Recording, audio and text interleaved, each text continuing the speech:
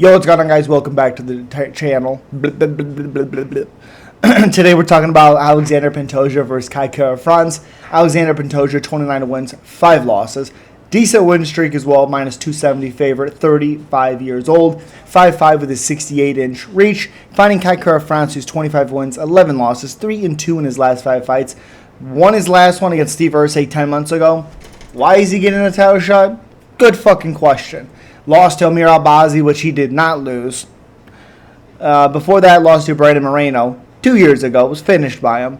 Beat Askar Askarov and then beat Cody Garbrandt 3.5 years ago. 2-fight losing streak, even though he did beat Amir Albazi. So it should be 2-1. It should be 4-1 his last 5. Sure.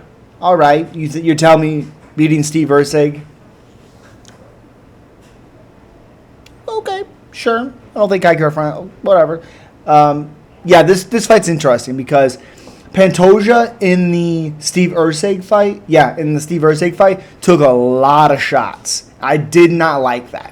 One of the reasons why this is a bad pick by me, I thought Kai Asakura was going to do well because he has good counter shots. He has good power in his hands. Obviously, Pantoja dominated him, but he also changed the game plan. He also did things different than he did against Ursay.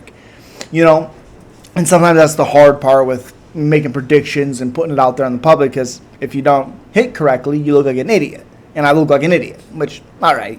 But Kai Kara-France, or Pantoja, if he fights the way he did against Steve Ursay and takes shot after shot after shot, and even him after the fight, talked in the post-fight, talked about how he has to stop getting hit that much. Has to. And Kai Kara-France has power. The thing that Pantoja has and what makes him such a good champion in this division is his ground game, and his grappling is unbelievable. And I think that's what happens in this fight. I think Kai Kara-France is, because I don't think he's a great combination puncher. I think he has big shots, but he also is very susceptible to Pantoja getting takedowns because he throws so heavy. He throws so much into his shots, it leaves him very susceptible to being taken down. You know, and who's the best wrestler that Kai Kara-France has fought? He's 8-4 in the UFC, but who's the best wrestler that he's fought in the UFC? I'm waiting. Well, Rodrigo Bontorin dominated him for the whole first round, and then he got starched. Okay. Yeah, I'm waiting still. Still waiting. Still waiting. Nobody. There isn't really anyone that is on the level of Pantoja. And I think it literally can take...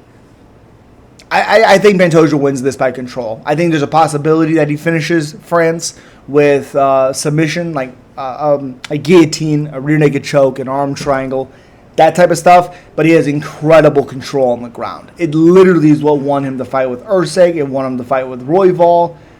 It even won him the fight with Moreno. Now he destroyed Kai Asakura in the rear naked choke, who's actually fighting Tim Elliott, which is weird. Weird, fighting the champion and then going down. I love Tim Elliott, I'm just saying. But I like Alexandre Pantoja. I don't see the title coming off of him anytime soon, unless it's Manel Cop. But as always, subscribe, like, comment. Let me know who you are picking, which I already know a lot of you are picking France. Let's talk about it. Peace.